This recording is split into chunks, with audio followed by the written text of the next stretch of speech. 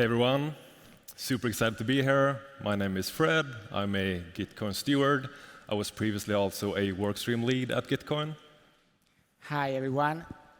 I am Molto, a blockchain engineer and data analyst contributing to GitcoinDAO.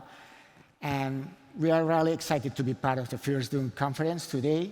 A great day to meet new and old friends and wizards. So thank you for having us, and thank you for sharing your time with us too.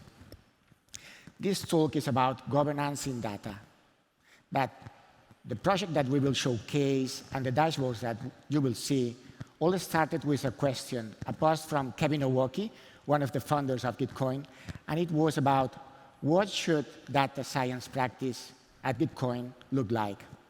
And we are here today because Fred accepted the challenge. So to put everyone on the same page, to make more understandable the dashboards later, can you please, Fred, explain what's Gitcoin and a focus on the GitcoinDAO structure? Yes, for sure. So before we dive into the dashboards, I want to give a quick rundown, a quick speed run through the Gitcoin story and talk about the problems we set out to solve with these dashboards. But before I start, a quick show of hands. How many people here know what Gitcoin is? All right, roughly half. And how many people have actually used Gitcoin in the past? Awesome, OK. So at a very high level, Gitcoin started out in 2017, initially as a platform for bounties, where open source products could create bounties, and then builders, developers, hackers could hop on and solve these and get a reward. A couple of years later, in 2019, Hackathon was introduced, and then eventually also grants. And Gitcoin grants very, very quickly became a sort of a household name within the Ethereum ecosystem, especially the quarterly grants rounds with quadratic funding. So when Gitcoin grants were launched in 2019, we were in the middle of the last bear cycle, and like other types of funding were quite limited and hard to come by. So a lot of these grants actually helped products survive through this difficult time, right? So a couple of noteworthy mentions here are Uniswap, Prism, Yearn, and eStaker. They all had grants on the platform and received support funding from the broader Ethereum ecosystem and also the funding partners. But up until May last year, Gitcoin was structured and governed as a regular company, starting out with 3 co-founders, Kevin Owocki, Scott Moore, and Vivek Singh, and then eventually growing into around 30 people or so.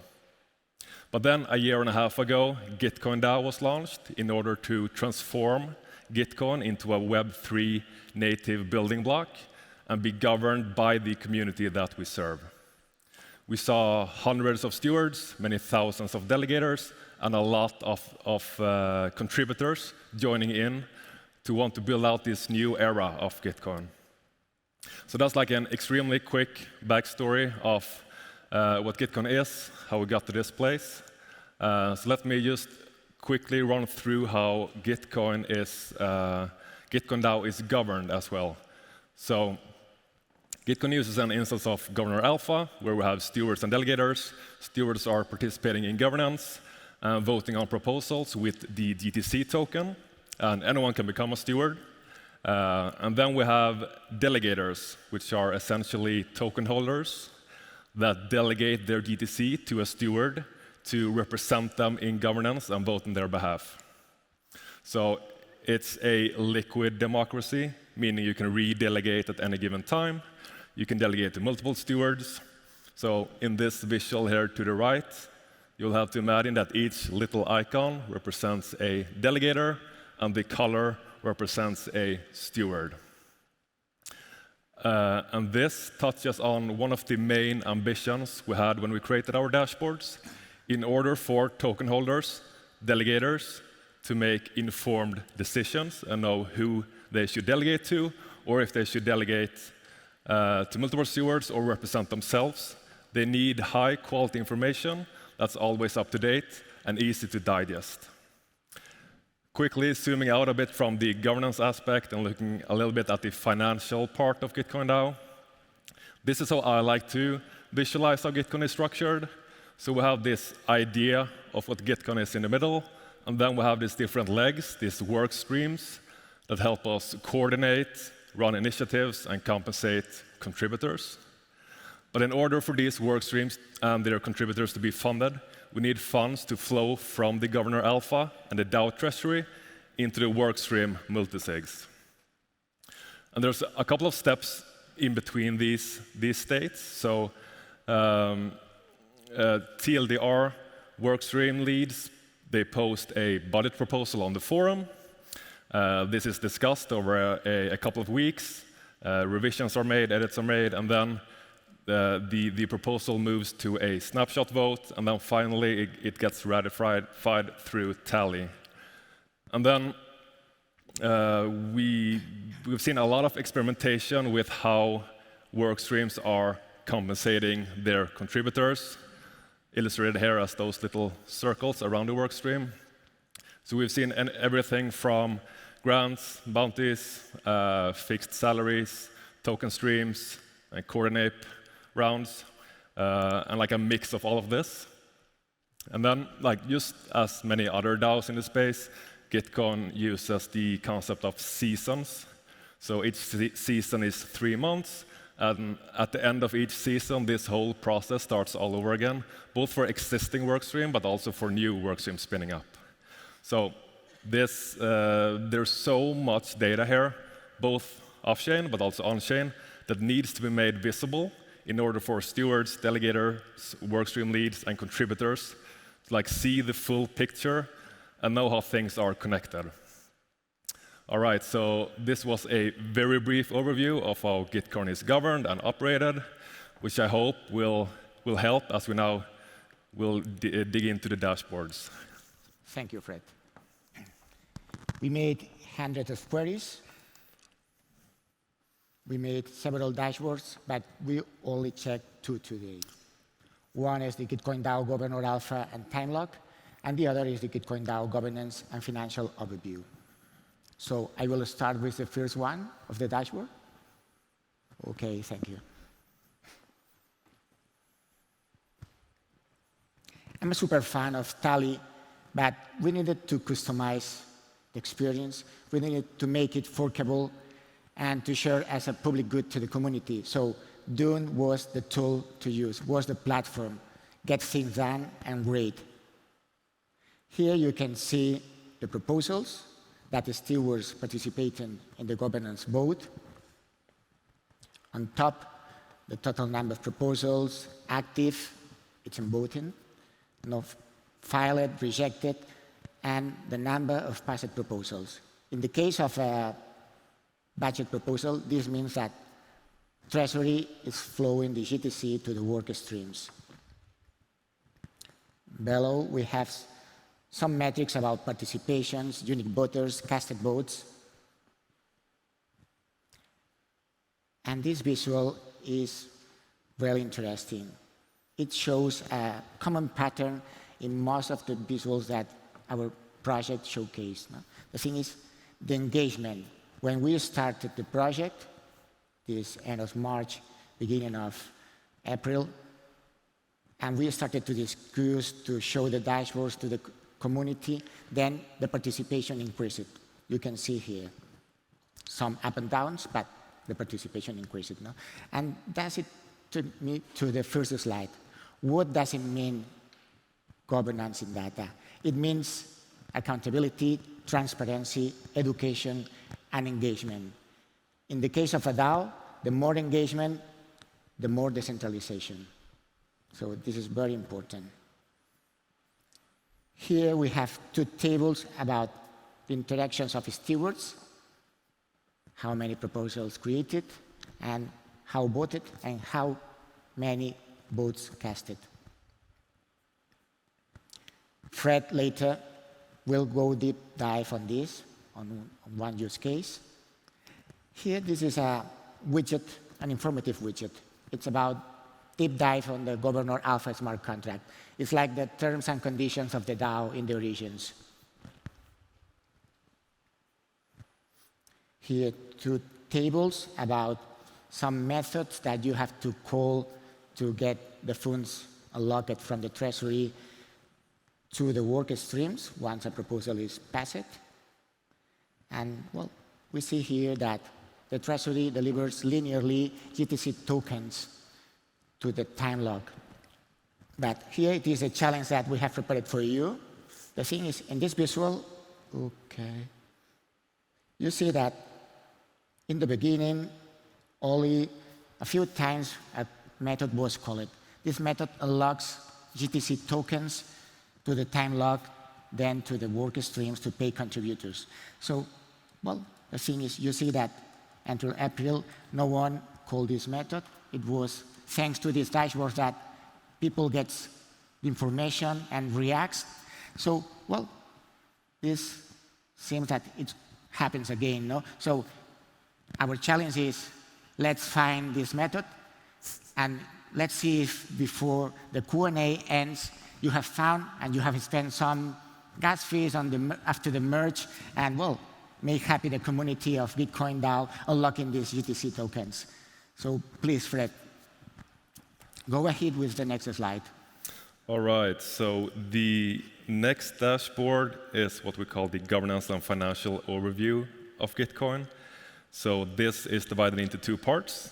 I won't be able to go over everything, but I'll go over the things I think are most vital. So at the very top here, we can see the total amount of DTC holders, the total amount of delegators, stewards, and GTC delegated to governance.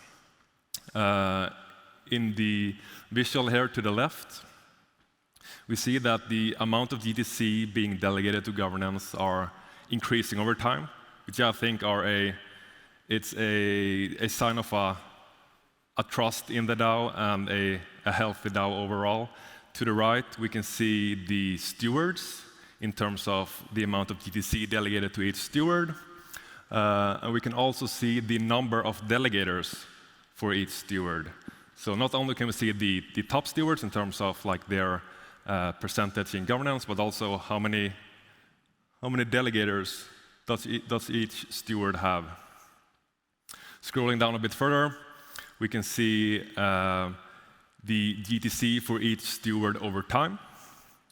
And on the left here in absolute terms, and then on the right, something I think is super interesting to look at, like in relative terms, so in percentage-wise. You can see in the beginning of the DAO, the OG Gitcoiners were having a vast majority, an absolute majority of all the GTC being delegated. But then as the DAO matures and more work streams, more stewards join as contributors, we can see a decentralization effect almost of like more and more of GTC are being trusted for these stewards within the community rising up to the position. So that's amazing to see. At the bottom here is like a snapshot of today. So like how many stewards basically are needed to reach a certain threshold of percentage of the GTC delegated. So the magical number is, of course, 50%, right? So like, how many stewards, what's the minimum amount of stewards you need to all agree on one thing to have like over 50% and like being able to have a majority swing the vote? And that's currently 9, which is going down over time, as we can see. So hopefully this graph is also being flattened as we can continue on into this second year of GitcoinDAO. I'm going to scroll past a couple of these tables and visuals and go into the financial aspect of Gitcoin. Here we can see the amount of GTC in the multisig of the work streams. And as I mentioned earlier, Gitcoin uses seasons, so we can see a sudden uptick for almost all work streams at certain intervals, and then linearly decreasing over seasons until the next season starts. We can also see in relative terms how big the work streams are relative to each other, and how some work streams are growing over time, and some work streams are decreasing over time in terms of funding. So this is both GTC, right? But we can also look at stable coins. So in the beginning, there were only, I guess, 2 work streams who had like a stable coin, a treasury diversification strategy they used. But then over time, as both like the DAO and the work stream matures, but also, of course, like the bear market or whatever, the tough times require some kind of diversification into stable coins to make sure that we can compensate contributors fairly. And we can actually see that most work streams are using somewhat of a similar allocation, somewhat of a similar strategy for treasury diversification into stablecoins as well. Further down here is a couple of, like this is just the current amount of DTC, the current amount of stablecoins being DAI, USD, T, and USDC for each work stream respectively. And then at the very bottom here, we have a cool stat that, yeah, Ivan, do you want to talk about this? Yes, thank you, Fred. These wallets were used to display the flow from treasury to work stream to contributors. So I encourage you that check the queries, check the dashboards, and, well, start some of them. No fake stars, please. But, well, the thing is, these are the metrics. It's a big kudos for the GitcoinDAO community, token holders, contributors, work stream leads, stewards. So how many companies can scale from 0 to more than 350 contributors in a year or less? I think that not many. So this is a big kudos. And with this, we finish the dashboards, and Fred will talk about challenges and use cases. So yes, yeah. Let's go back to the slides. A couple of additional use cases besides just going to the Dune dashboards and checking out all of these cool visuals. I've led a couple of other products within Gitcoin to make sure that Gitcoin is as transparent and democratic as possible. One of those products are something we call the steward health cards. And the way I see it, these cards kind of go hand in hand with the dashboards. The cards are more focused on off-chain data of each steward individually and their engagement and activity within the DAO. So you can see stats such as forum activity, workstream involvement, snapshot participation, and so on. But like something we're very excited to soon launch is what we call workstream cards. The goal of these cards is to provide like a live overview of each workstream and their history. So like this is one of the workstream, but like imagine having all of the workstream being represented with these cards and being able to compare them against each other side by side. So like not only will these display these embedded DTC and embedded stablecoin graphs, but we're also actually been fortunate enough to try out the Dune API and experiment a bit with the Dune API. So you can see a couple of things there that we're able to render as well. So the current amount of DTC, the current amount of stablecoins, as well as in the lower left corner, like the previous budgets, when they were transferred and how much were transferred, and as well as this cool metric of like all-time contributors, how many people have actually been compensated from this workstream over time. So super excited about launching these soon and using the Dune API to do so.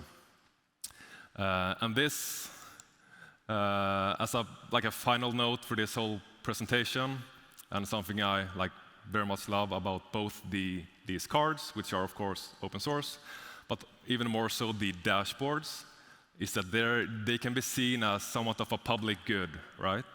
So there's so many DAOs out there that use a very similar structure to Gitcoin with a governor alpha, stewards, delegators, contributors, but also like work streams and seasons. And we strongly encourage anyone to fork this, tweak it, make it work for your community. And like as we continue to develop this further, you could almost see them function as somewhat of a starter kit for DAOs that want to increase transparency and help their contributors quickly get up to speed. So with that, I would like to conclude the presentation part of this. And again, thanks Dune for inviting us and setting this up. Thank you. Well, it's time for Q&A. If you have any questions, happy to answer here. And if not, you can contact us. We are very responsive and happy to be in contact with you. So thank you again.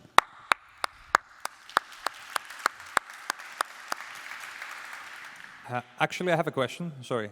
Can you share any ways that you have found that can help make the contributors in general, delegators, anyone more informed about the data that you create here? Like, do you know that they are in fact reading this analysis? Like, is there a way to make sure that the education and the transparency that you provide here does reach them?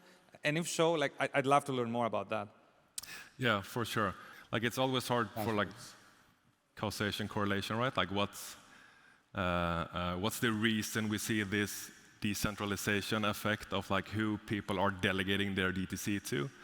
But like, I would like to think that like these dashboards play part of that role, like making sure that, oh, maybe the OG Gitcoiners shouldn't have that much say in the protocol going forward, but like we should redelegate to these up-and-coming, very active community members that like rise to the challenge, become stewards and work from these and so on. So I guess like that's one takeaway, that you can maybe say like these dashboards are helping decentralize the governance aspect. And then like the delegators are being represented by their stewards, right? So this is like a way for them to see how engaged the stewards are really, and if they should redelegate. So yeah, does that answer your question? Cool. Hello. Okay. Thank you for the presentation. I have a question if the stewards or delegates are compensated for their work for the DAO. Yeah, excellent question. So we have this concept of the steward council at Gitcoin. Basically what that is that the most engaged, most active stewards are invited to sit on the steward council kind of board. And this is updated each season through these steward cards. So the steward cards aggregate the information and you get like a health score. If you have above 8 in health, you're invited to sit on the steward council, and those stewards are compensated. But as you could see in the first dashboard, we have I think 6,000 stewards, or like 4,000 stewards. So stewards that aren't actively engaging aren't getting compensated. It's a But then, of course, like if a steward is involved with a product or leading a work stream, you are compensated by the work stream. I had one question. So this is a great dashboard, by the way, very informative as to DAO statistics and stuff like that, like the Gitcoin DAO statistics. But to what extent do you see yourself using it for Gitcoin grants or for Gitcoin bounties as well?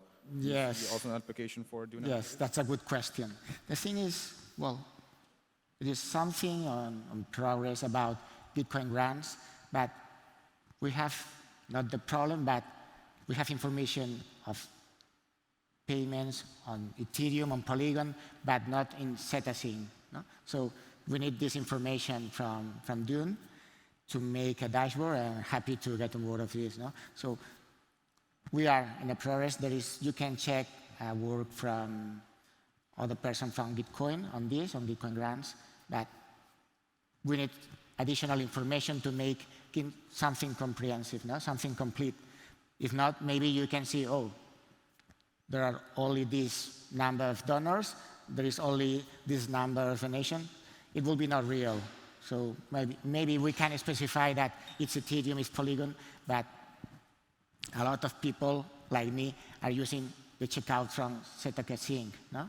So, well, I think this is up to all the community. No? The thing is, Dune is really exciting. I started in 2021 with EDA Market, a bounty from Gitcoin. No? So, well, the thing is, it's a push, an effort from all the community. No? So, well, we need some inputs to make it.